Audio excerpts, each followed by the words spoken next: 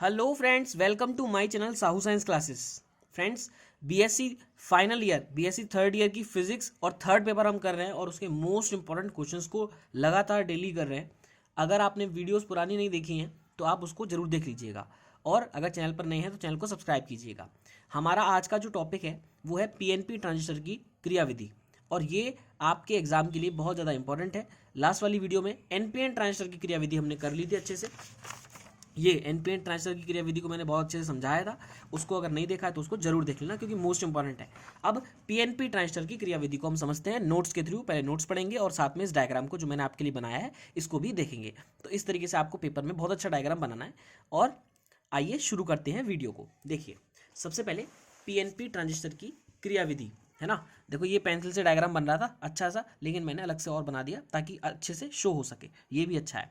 तो जैसे ही कुंजी के को दबाते हैं, हम जैसे ही कुंजी के को दबाएंगे तो उत्सर्जक से कोटर संग्राहक की ओर गति करना प्रारंभ कर देते हैं। तो अब उल्टा हो गया। अब क्या हुआ कि जैसे ही कुंजी के को हमने दबाया, इस कुंजी के को दबाएंगे तो क्या होगा। देखो, आपको ये वाली बात पता है, लास्ट वीडियो में मैंने बहुत अच्छे से समझाया था कि ये उत्सर्जक होता है एमीटर, ये बेस होता है और ये कलेक्टर होता है। यानी कि ये उत्सर्जक, एमीटर, बेस, और ये क्या होता है, कलेक्टर यानी कि संग्राहक होता है। ठीक है, आई होप इतनी बात आपको समझ में आई हो।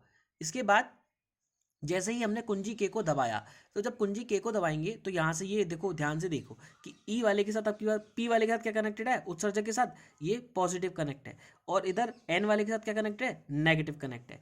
जब ये वाली चीज कनेक्ट है तो ये कैसी हो गई, फॉरवर्ड वाइजिंग हो गई। पी के साथ पॉजिटिव और एन के साथ नेगेटिव, ये कैसी होगी, फॉरवर्ड वाइजिंग। तो इसमें करंट कैसे फ्लो होगा, ऐसे प्लस से माइनस, ऐसे करके फ्लो होगा, प्लस से माइनस की ओर ऐसे करके होगा ना।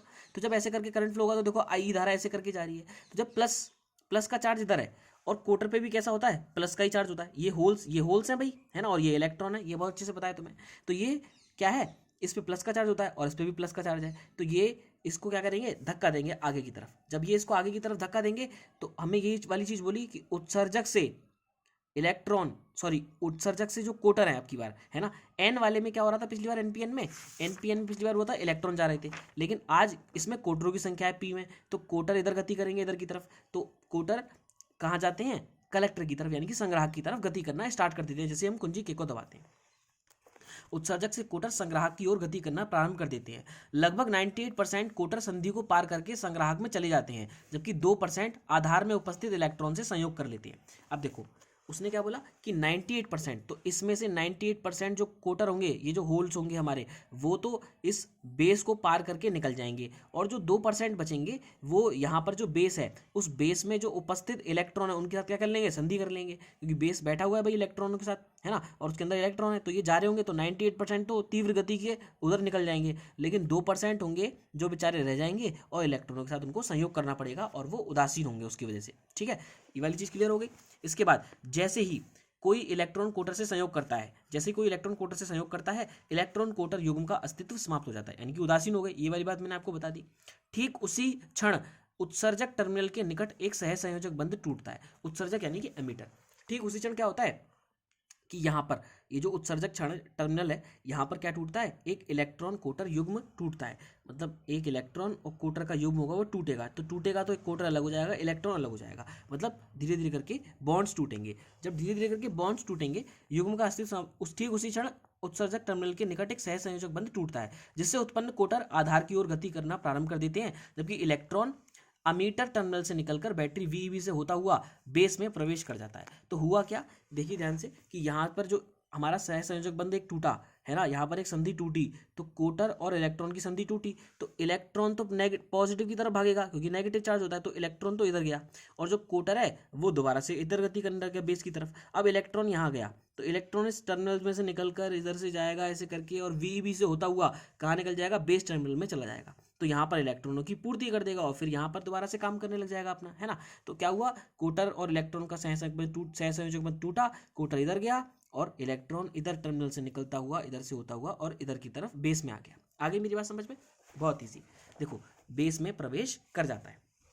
इसके बाद इस प्रकार एमीटर एंड बेस आवेश वाहकों की पूर्ति हो जाती है। अगर इस प्रकार देखें तो जो अमीटर और बेस के आवेश वाहक है, हमने किसकी बात की अभी, पी और एन, इनकी अमीटर और बेस की बात की, तो इसके अंदर जो आवेश वाहक है उनकी पूर्ति होती रहती है। ये उधर जाते जाएंगे और कोटर इलेक्ट्रॉनों से मिलते रहेंगे, इधर सहसंयोजक में टूटेगा, फिर दोबारा कोटर आ जाएंगे और इधर इलेक्ट्रॉन आ जाएंगे, तो इनकी आपूर्ति होती रहती है, बहुत ईजी है।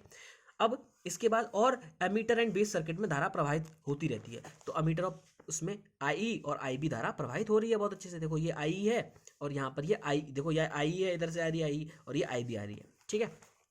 इसके बाद जो कोटर बेस को पार करके कलेक्टर में पहुंच जाते हैं, तो हमने अभी जो 2% बेस में मिल रहे थे उनकी बात की, अब जो 98% पार कर चुके हैं उनका क्या हुआ, तो जो कलेक्टर में पहुंच जाते हैं वे जैसे ही कलेक्टर टर्मिनल के निकट पहुंचते हैं, जैसे ही कलेक्टर टर्मिनल के यहाँ पर कलेक्टर टर्मिनल जो है ये वाला है, इसके निकट पहुंचते हैं तो होता क्या है उनके साथ, तो कलेक्टर टर्मिनल के निकट पहुंचते हैं, एमीटर टर्मिनल के निकट एक सहसंयोजक टूटता है। अब दोबारा वही कंडीशन हुई है ना कि यहाँ पर ये इधर की साइड पहुंच रहे हैं, तो इधर भाई हम इधर क्या हो रहा था, इधर वो टूट रहे थे, कोटर और इलेक्ट्रॉन है ना निकल रहे थे, अब सहसंयोजक टूट रहा था। तो जब सहसंयोजक टूट रहा होता है तो जिससे उत्पन्न कोटर बेस की ओर गति करने लगते हैं, और उत्पन्न कोटर क्या कर रहे थे, बेस की ओर गति करना स्टार्ट कर रहे थे, ये बेस की ओर गति करना स्टार्ट कर रहे थे, ठीक है। इसके बाद तब इलेक्ट्रॉन बैटरी वीईबी तथा वीसीबी से होता हुआ कलेक्टर टर्मिनल में प्रवेश करके वहां पहुंचने वाले कोटर को उदासीन कर देता है।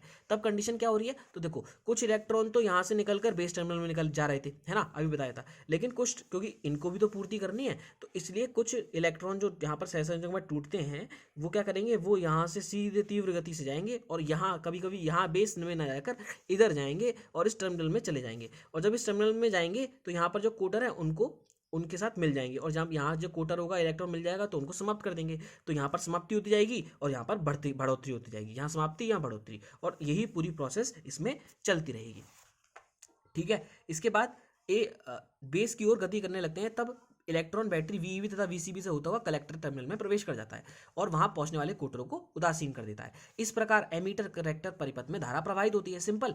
और यदि एमीटर धारा आई, बेस धारा आईबी तथा कलेक्टर धारा आईसी हो तो किरचॉफ के नियमानुसार, तो आप देख सकते हैं अगर मैं इसको संधि मान लूँ, इस वाले पार्ट को क्या मान लूँ, संधि, तो किरचॉफ के नियम से संधि पर आने वाली धारा का योग बराबर होता है संधि से दूर जाने वाली धाराओं के योग के, तो हम कह सकते हैं इक्वेशन बन जाएगी I E is equals to I B और प्लस आई सी। देखा कितना इजी था ये, ठीक है।